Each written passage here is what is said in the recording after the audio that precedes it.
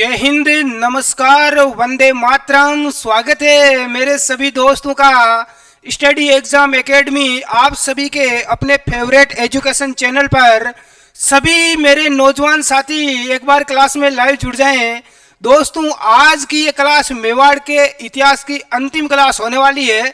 इस क्लास में हम मेवाड़ का संपूर्ण इतिहास पढ़ लेंगे। हमने आप सभी को पता है कि जहाँ से मेवाड़ का जो इतिहास है, जो राजवंश है, इसका जो उदय हुआ था वहाँ से स्टार्ट किया था, और आज जब राजस्थान का एकीकरण होगा वहाँ तक हम पूरा का पूरा आज की क्लास में इतिहास है वो संपन्न कर लेंगे। तो सभी मित्रों के पास एक बार क्लास को शेयर कर दे साथियों। कल हमने पढ़ा था जगत सिंह द्वितीय।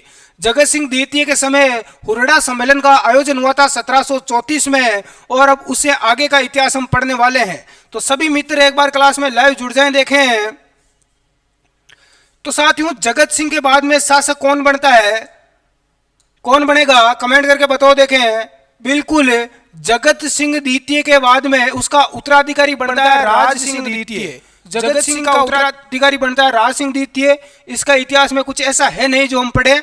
उसके बाद में राज सिंह द्वितीय के बाद में राज सिंह द्वितीय का जो उत्तराधिकारी बनता है वो बनता है अरी सिंह। कौन सा सिंह बनता है?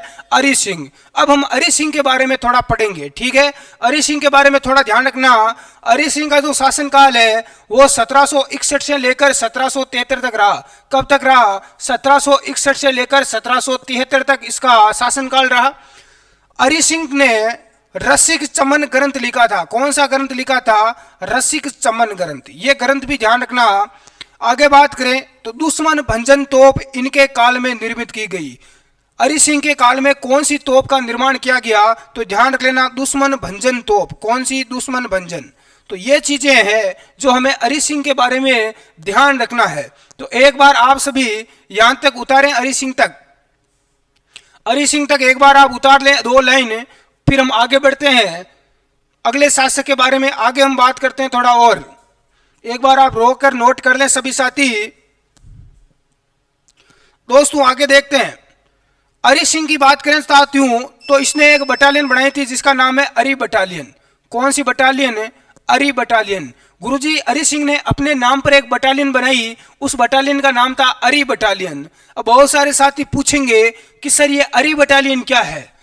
मेवाड़ सामंतों के नाखुश होने के कारण अरी सिंह, जो मेवाड़ के जो सामंत थे, वो अरी सिंह से बिल्कुल भी खुश नहीं थे अरी सिंह के शासक बनने पर। तो अरी सिंह ने क्या किया, जब मेवाड़ के सामंत उनसे नाराज हो गए तो अरी सिंह ने 1768 में गुजरात व सिंध के मुसलमानों की एक सेना बनाई। गुजरात और सिंध के जितने भी मुसलमान थे उनको इकट्ठा किया, यानी उनको सेना में भर्ती किया। उनकी एक अलग से रेजिमेंट बनाई जिसका नाम रखा अरी बटालियन। क्या रखा? अरी बटालियन। क्योंकि इसको मेवाड़ के सामंतों के ऊपर बिल्कुल भी विश्वास नहीं रहा था, इसलिए उसने खुद की क्या बनाई थी? बटालियन बनाई। ये भी ध्यान रख लेना। हाँ,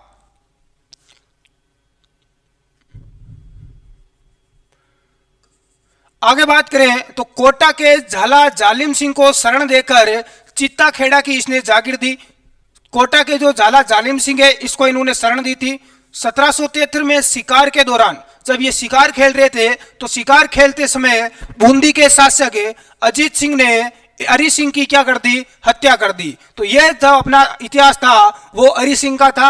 अरी सिंह के बारे में आपको ज्यादा ध्यान नहीं रखना है। एक तो ध्यान रखना है कि इसने एक अरी बटालियन का निर्माण किया, नई एक रेजिमेंट बनाई गुजरात और सिंध के मुसलमानों की।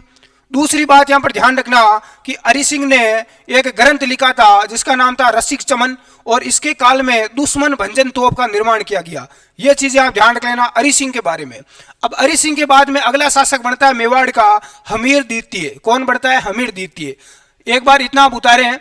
हमीर प्रथम कौन था? सिसोदिया वंश का संस्थापक।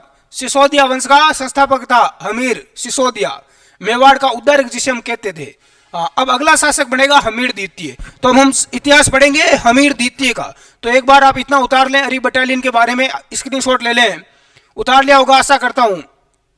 तो अब साथियों हम इतिहास जिनका पढ़ने वाले हैं वो है हमीर द्वितीय। किसका पढ़ेंगे? अगले शासक है अपने मेवाड़ के हमीर सेकंड। 1775 से लेकर 1778 तक 3 साल तक इनका शासनकाल रहा। अल्प आयु में ये शासक बने थे, कम। जब ये शासक बने तो इनकी आयु बहुत कम थी। आगे बात करते हैं इनकी।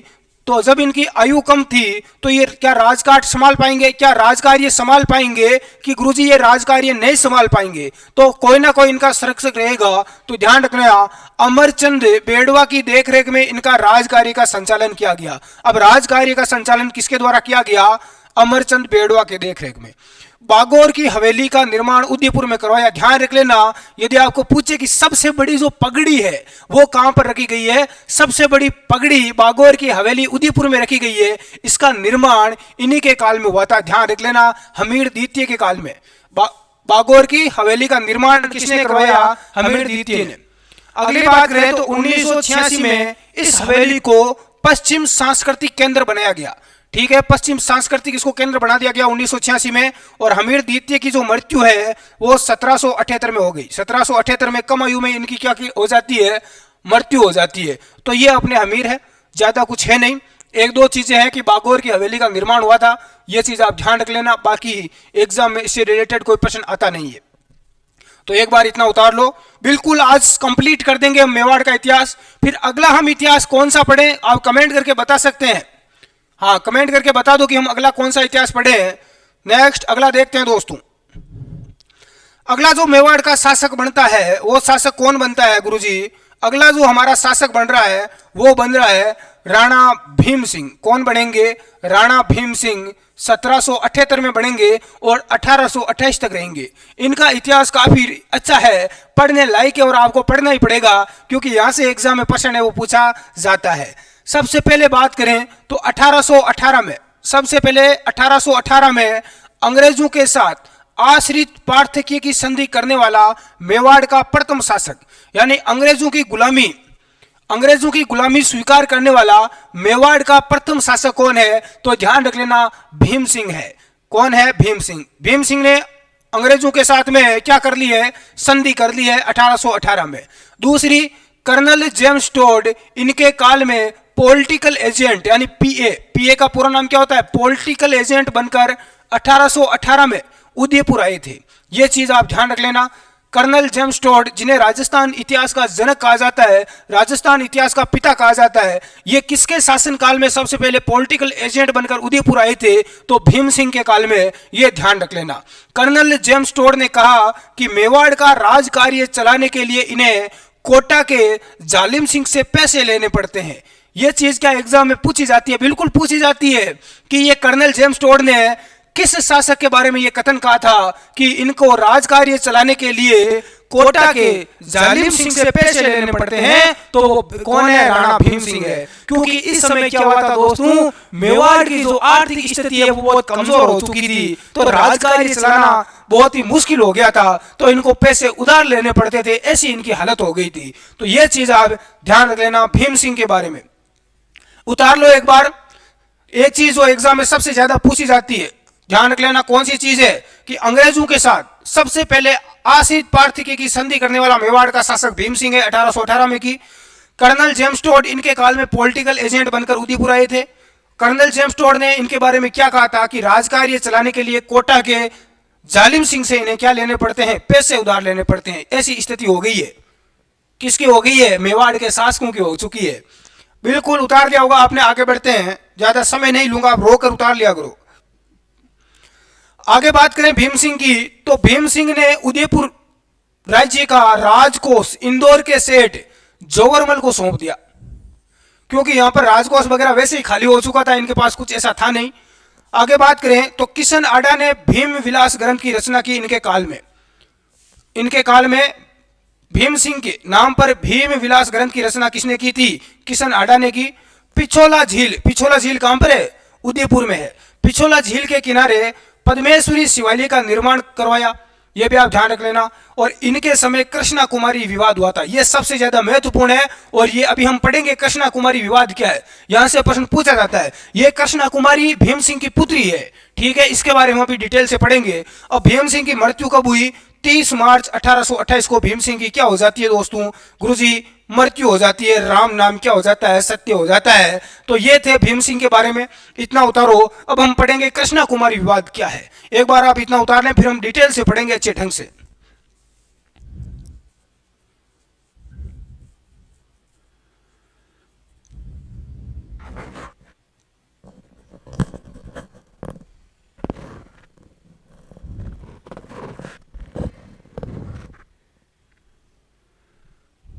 उतार लिया होगा।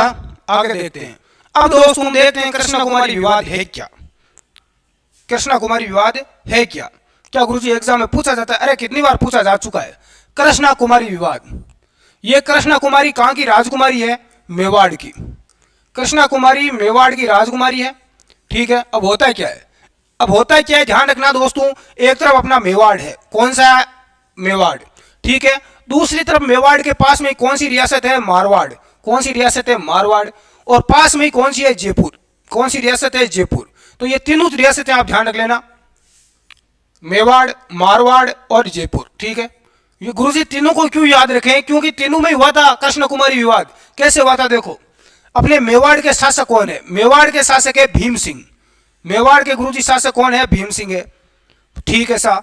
मारवाड़ के शासक कौन है? मारवाड़ के शासक है भीम सिंह या भीम सिंह राठौड़। ये राठौड़ है मारवाड़ वाले, ठीक है। और जयपुर के जो शासक है वो सवाई जगत सिंह है। कौन है? सवाई जगत सिंह। इतना समझ में आ गया गुरुजी कि जयपुर का शासक जगत सिंह है, मारवाड़ का शासक भीम सिंह या भीम सिंह है, और मेवाड़ के अपने भीम सिंह है, ठीक है। यहां तक समझ में आ गया। तीनों रियासतों के शासक कौन है आपके समझ में आ गया? आ गया। अब ठीक है, अब देखो मेवाड़ के भीम सिंह की पुत्री, उस पुत्री का नाम है कृष्णा कुमारी। गुरुजी समझ में आ गया कि मेवाड़ के भीम सिंह की पुत्री है जिसका नाम है कृष्णा कुमारी। अरे कृष्णा कुमारी राजकुमारी बड़ी हो गई है तो क्या कृष्णा कुमारी की शादी नहीं करेंगे? गुरुजी शादी बड़ी धूमधाम से करेंगे। तो ठीक है, इसकी पहले सगाई तो करो, ठीक है, करवा देते हैं। अरे अब कहां पर करवाएंगे? राजकुमारी है तो किसी राजकुमार से करवाएंगे, या तो पड़ोसी मारवाड़ में करवाएंगे या जयपुर में करवाएंगे। कि गुरुजी मारवाड़ में करवा दो, अपने मारवाड़ में करवा दो। तो ठीक है भाई, कृष्णा कुमारी की सगाई करवा देते हैं। किसके साथ में? मारवाड़ के भीम सिंह के साथ में करवा दी। अब सगाई तो करवा दी, लेकिन शादी से पहले भीम सिंह की क्या हो जाती है? मृत्यु हो जाती है। ओ लो, मरवा दिया साहब। ये लो क्या हो रहा है? भीम सिंह की मृत्यु होगी। अब होगा क्या? अब कृष्णा कुमारी फिर बेचारी क्या हो गई? वैसे के वैसे ही हो गई। अब गुरुजी क्या होगा? अब कुछ नहीं होगा। अब क्या करेंगे? कृष्णा कुमारी की वापस सगाई करवानी पड़ेगी। अब यहाँ पर क्या करते हैं भीम सिंह जी कि मारवाड़ के तो भीम सिंह की मृत्यु हो गई है, अब कृष्णा कुमारी की सगाई करवा देते हैं जयपुर के जगत सिंह के साथ में। तो ये रिश्ता चला जाता है जयपुर। रिश्ता कहां चला गया? गुरुजी जयपुर चला गया। तो अब यहां पर देखो, अब होता है क्या गुरुजी? विवाद क्यों हुआ? विवाद इसलिए हुआ क्योंकि रिश्ता कहां पर आया था? मारवाड़ आया था। मारवाड़ के भीम सिंह की भले ही मृत्यु हो गई है, लेकिन इसका जो भाई है, इसका जो छोटा भाई है जिसका नाम है मान सिंह राठौड़। क्या नाम है? मान सिंह। ये मान सिंह बोलता है कि अरे मेरा भाई मर गया लेकिन मैं तो जिंदा हूं, मेरे साथ रिश्ता करवा दो, क्या दिक्कत है? लेकिन यहां पर भीम सिंह मानते नहीं है, ये इसकी बात नहीं मानते हैं। भीम सिंह मान सिंह की फिर भी ये रिश्ता जयपुर लेके चले जाते हैं। लेकिन मान सिंह क्या करता है? मान सिंह यहां पर जाता है जयपुर, संदेश भेजता है कि आप शादी मत करो, रिश्ता हमारे मारवाड़ में आया है, हम रिश्ता को रोकने के लिए तैयार है। अब तो ये रिश्ता यदि राजकुमारी कहां आएगी? कृष्णा कुमारी, अब तो मारवाड़ आएगी। अब देखो क्या मेवाड़ वाले क्या करेंगे? आपको पता है मेवाड़ वालों की वैसे ही अर्थव्यवस्था पूरी तरह से खराब हो चुकी है। इतने ये सक्षम रह नहीं रहे कि ये जोधपुर के साथ में, अपने मारवाड़ के साथ में युद्ध कर सके, जयपुर के साथ में युद्ध कर सके। अब होगा क्या? इधर भीम मान सिंह है, ये लड़ाई कर रहा है, उधर जयपुर वाला जगत सिंह है, ये भी बोल रहा है कि नहीं अब तो शादी मैं ही करूंगा। अब होगा क्या? अब मान सिंह में और जगत सिंह में युद्ध हुआ, यानी कि मारवाड़ में और जयपुर के बीच में क्या हुआ? युद्ध होगा। अब युद्ध हुआ कृष्णा कुमारी को लेकर कि कृष्णा कुमारी से मैं शादी करूंगा, आप बोल रहे हो मैं करूंगा। तो अब इनके बीच में एक युद्ध हुआ जिसे बोलते हैं गिंगोली का युद्ध। कौन सा युद्ध हुआ? गिंगोली का युद्ध। ये एग्जाम में पूछा जाता है, गिंगोली का युद्ध किसके इनके बीच में हुआ? तो मान सिंह मारवाड़ के और जयपुर के जगत सिंह के बीच में हुआ 1807 में। गुरुजी गिंगोली का युद्ध हुआ कहां पर? अपने मारवाड़ में हुआ। कहां पर? परबतसर में। कहां पर हुआ? परबतसर। परबतसर में हुआ था गिंगोली का युद्ध। परबतसर किस जिले में है? नागौर जिले में है। परबतसर किस जिले में है? नागौर जिले में है। तो ये चीज आप ध्यान रख लेना। इसमें विजय किसकी हुई? विजय हुई जगत सिंह की। किसकी विजय हुई? जगत सिंह की इसमें विजय हुई। भले ही जगत सिंह की विजय हो गई, फिर भी मान सिंह पीछा छोड़ने वाला नहीं है। मान सिंह फिर भी क्या कर रहा है? भीम सिंह को परेशान कर रहा है कि भीम सिंह शादी मेरे साथ करवा दे। लेकिन भीम सिंह ने क्या अब क्या करें? मर गए। ये तो पीछा छोड़ने वाला नहीं है। बार बार मारवाड़ से धमकियां आ रही है कि मार डालेंगे, ये कर देंगे, वो कर देंगे। अब क्या करेगा? अब भीम सिंह परेशान हो गया। अब भीम सिंह ने का एक व्यक्ति है, इसका खास व्यक्ति है जिसका नाम है अमीर खां पिंडारी। क्या नाम है? अमीर खां पिंडारी।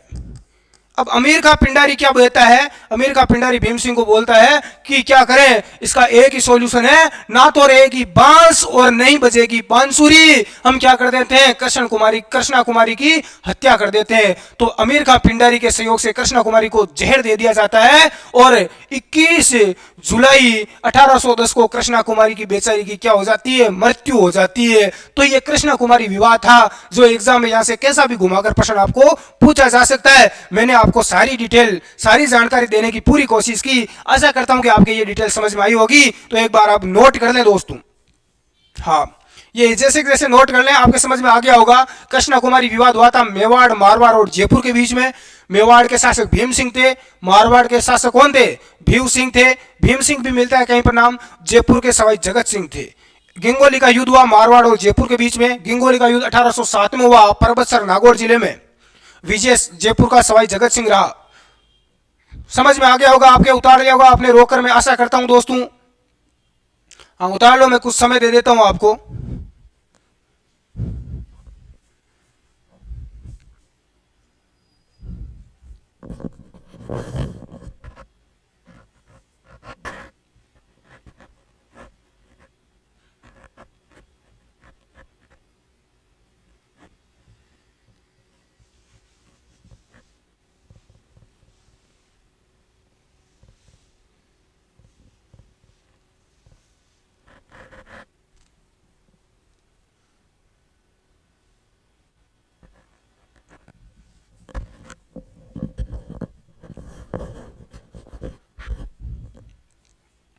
आगे देखते हैं दोस्तों। अब अगला जो शासक बनता है, वो अगला शासक कौन बनता है, अगला शासक बनता है जवान सिंह। अगला मेवाड़ का शासक बनेगा जवान सिंह, 1828 से लेकर 1838 तक। ठीक है, इसने क्या किया, जवान सिंह ने उदयपुर में जल निवास महलों का निर्माण करवाया। ठीक है, उदयपुर में जल निवास महलों का निर्माण करवाया। दूसरी बात, नेपाल में गुहिल वंश के शासक राजेंद्र विक्रम शाह, कौन, राजेंद्र विक्रम शाह, इनके काल में मेवाड़ आए थे। गुरुजी ये नेपाल में, अरे हाँ नेपाल में भी आपको पता है गुहिल शाखा थी। नेपाल में भी गुहिलों का राज ही था। और नेपाल में गुहिल वंश की स्थापना किसने की, बताओ देखे, अरे रतन सिंह। और उस रतन सिंह का भाई बड़ा था कुंभकर्ण। उस कुंभकर्ण ने नेपाल में गुहिल वंश की क्या की थी, स्थापना की थी। और इसका जो भाई है, अरे गुहिल भाई है राजेंद्र विक्रम, वो इनके काल में, जवान सिंह के काल में ही कहां पर आया था, मेवाड़ आया था। इनके काल में भारत के गवर्नर जनरल अजमेर यात्रा पर आए थे। और 1838 में निसंतान इनकी क्या हो जाती है, जवान सिंह की मृत्यु हो जाती है। इनकी कोई संतान नहीं हुई थी। अब आगे देखते हैं, यहां तक एक बार आप नोट करें।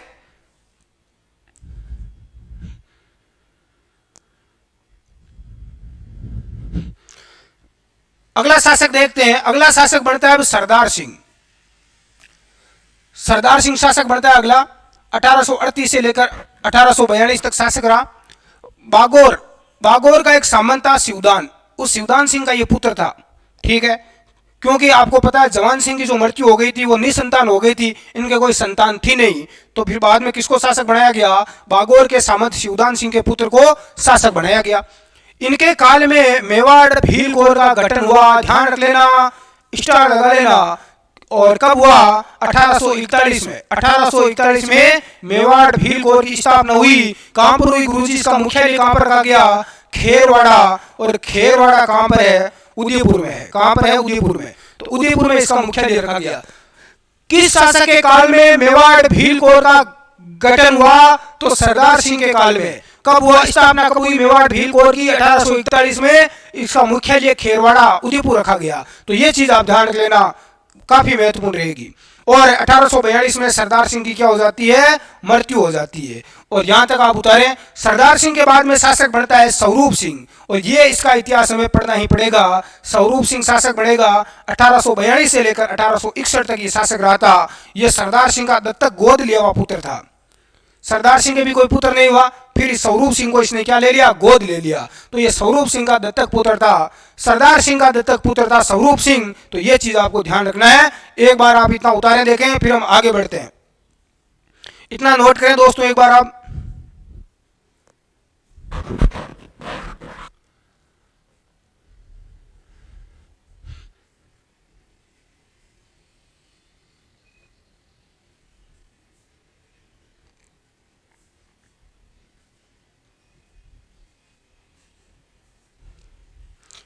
अगले शासक की बात करते हैं। आगे हम बात करते हैं, हम किसकी बात करेंगे, स्वरूप सिंह की। ठीक है, स्वरूप सिंह का इतिहास पढ़ेंगे। इसका सबसे पहले निर्माण कार्य की बात करें तो इन्होंने जगत शिरोमणि मंदिर का निर्माण करवाया, स्वरूप सागर झील का निर्माण करवाया, अधोड़ा महल, पशु पातेश्वर महादेव का मंदिर का निर्माण करवाया, गोवर्धन विलास महल का निर्माण करवाया और गोवर्धन महल का इन्होंने निर्माण उदयपुर में करवाया। तो ये सारे निर्माण कार्य इन्होंने उदयपुर में करवाए थे। तो ये चीज ध्यान रखना निर्माण कार्यों के बारे में। ठीक है, इसके अलावा इनके काल में 1844 में मेवाड़ में कन्यावध पर रोक लगाएगी। सबसे ज्यादा एग्जाम में पूछा जाने वाला प्रश्न है, किस शासक के काल में मेवाड़ में कन्यावध पर रोक लगाई गई। पहले तो छोटी लड़कियां होती थी, लड़की की क्या कर दिया जाती थी, हत्या कर दी जाती थी, वध कर दिया जाता था। तो लड़कियों, क्योंकि पहले लोगों एक कुप्रथा थी, जैसे मान ली किसी लड़की की शादी करनी होती थी तो उस लड़कों वालों को, जो लड़का होता था उसके परिवार को, लड़की वालों को पैसे देने पड़ते थे, धन दौलत देनी पड़ती थी। तो ये कुप्रथा थी। तो इस स्थिति में लोग जैसी लड़की होती तो उसकी हत्या कर देते। ठीक है, तो इनके काल में मेवाड़ में कन्यावध पर रोक लगाई गई 1844 में। 1853 में मेवाड़ भील कोर के कमांडर जेसी बुर्क में डाकन प्रथा पर रोक लगाई। तो इनके काल में ही डाकन प्रथा पर भी रोक लगाई गई। महिला को डाकन बनाकर उससे यातनाएं दी जाती थी। तो ये डाकन कुप्रथा थी। ठीक है, तो मेवाड़ भील कोर के जो कमांडर थे उन्होंने इसी के काल में बुर्क ने डाकन प्रथा पर रोक लगाई थी 1853 में। दूसरी बात, 15 अगस्त 1861 में समाधि प्रथा पर रोक लगाई गई। ये तीनों जो पॉइंट है, ये जो तीनों पॉइंट मैं आपको बता रहा हूं, ये आप एक बार नोट कर लें दोस्तों, काफी महत्वपूर्ण रहेंगे। क्योंकि हम स्वरूप सिंह का जब इतिहास पढ़ेंगे तो स्वरूप सिंह ने काल में बहुत ही अच्छा यहाँ पर स्वरूप मेवाड़ का देखने को मिला। इनके काल में कन्यावध पर रोक लगाई गई। मेवाड़ भील कोर के कमांडर बुर्क ने डाकन प्रथा पर रोक लगाई और 1861 में समाधि प्रथा पर रोक भी लगाई गई। तो ये चीजें आप ध्यान रख लेना। और जब 1857 की क्रांति हुई थी, 1857 की जब क्रांति हुई थी उस समय शासक कौन थे, स्वरूप सिंह थे। तो ये चीज भी आपको नोट करना है। एग्जाम में सीधा प्रश्न पूछा जाता है, जब राजस्थान में 1857 की क्रांति हुई उस समय मेवाड़ के शासक कौन थे, तो मेवाड़ के शासक स्वरूप सिंह थे। तो ये चीज आप देखो नोट कर लेना दोस्तों, एग्जाम में सीधी पूछी जाती है। आशा करता हूं समझ में आया होगा आपके।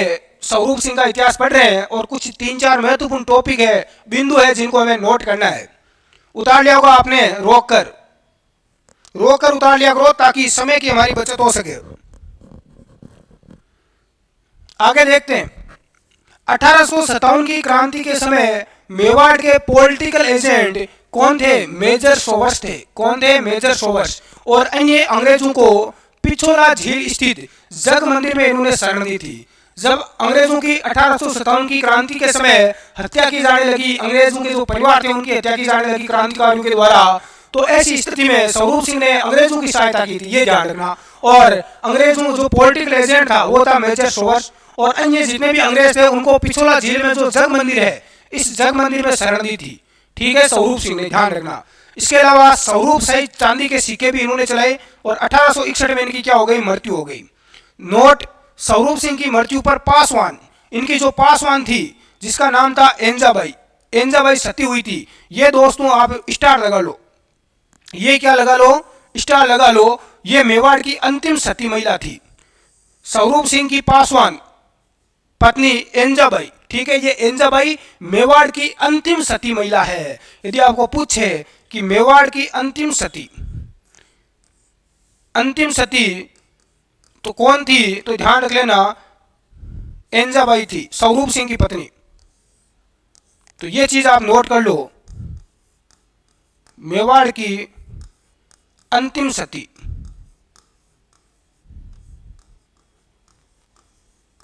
ठीक है, और इन्होंने विजय स्तंभ का, जो चित्तौड़गढ़ में विजय स्तंभ, इसका जीर्णोद्धार करवाया, यानी पुनः निर्माण भी इन्होंने करवाया था। बिजली गिर गई थी तो पुनः निर्माण इन्होंने करवाया स्वरूप सिंह ने। तो ये चीज आप ध्यान रखना दोस्तों एग्जाम की दृष्टि से। पूछे 1857 की क्रांति के समय मेवाड़ के शासक कौन थे, तो स्वरूप सिंह थे।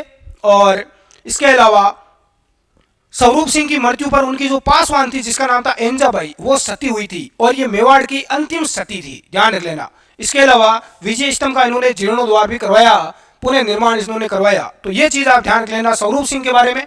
और 1861 में इनकी क्या हो जाती है, मृत्यु हो जाती है। तो ये अपना इतिहास था स्वरूप सिंह का, इतना आप एक बार नोट करें।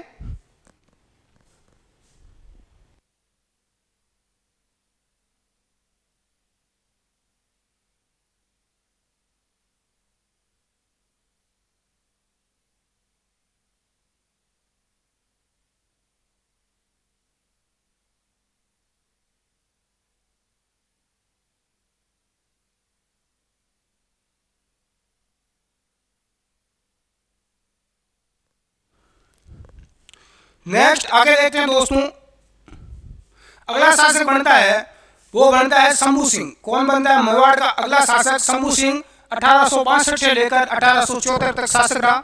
ये देखो अल्प आयु में यानी कम आयु में शासक बनते हैं, तो इनका जो शासन कार्य है वो पंच सरदारी द्वारा चलाया गया। पंच सरदारी का मतलब है कि 5 लोगों के द्वारा, 5 सरदारों के द्वारा, 5 सरदारों का या लोगों का एक समूह बनाया गया और 5 सरदारों या लोगों के द्वारा इनका शासन काल है वो चलाया गया। इनके काल में ही हैजा महामारी फैली थी, ध्यान रख लेना। हैजा नाम की एक महामारी फैल गई थी, बीमारी थी, ध्यान रख लेना। हैजा, ये हैजा होता है आजकल भी लोगों में, तो ये हैजा नाम की बीमारी फैली थी किस शासक के काल में? शंभू सिंह के काल में। शंभू पलटन नामक नई सेना का इन्होंने गठन किया। अपने नाम पर एक सेना बनाई जिसका नाम था शंभू पलटन, ये तो आपको नाम से याद रह जाएगा। इसके अलावा ग्रैंड कमांड, क्या नाम है? Grand command star of the India की इनको अंग्रेजों ने उपाधि दी। अंग्रेजों ने इसको क्या उपाधि दी? Grand command star of the India, इसकी अंग्रेजों ने इसको शंभू सिंह को उपाधि दी। ये सभी जितने भी शासक थे मेवाड़ के, इन्होंने हमेशा ही क्या किया था? अंग्रेजों का सहयोग किया था। हाँ, तो ये चीजें आप लिख लो, एक बार नोट कर लो। आगे देखते हैं दोस्तों, अगला शासक आ चुका है जिसका नाम है सज्जन सिंह। अगला शासक कौन है? सज्जन सिंह। सज्जन सिंह कब बनते हैं? 1874 में बनते हैं और 1884 तक ये शासक रहे। 1876 में सज्जन कीर्ति सुधारक समाचार पत्र का प्रकाशन हुआ, जो कि मेवाड़ का प्रथम समाचार पत्र है। मेवाड़ का प्रथम यदि समाचार पत्र पूछे तो उसका नाम क्या है? सज्जन कीर्ति सुधारक समाचार पत्र। किसके शासन काल में प्रकाशित हुआ? सज्जन सिंह के काल में। ठीक है। 2 जुलाई 1877 में देश हितैषणी सभा का गठन हुआ, ये भी ध्यान रख लेना।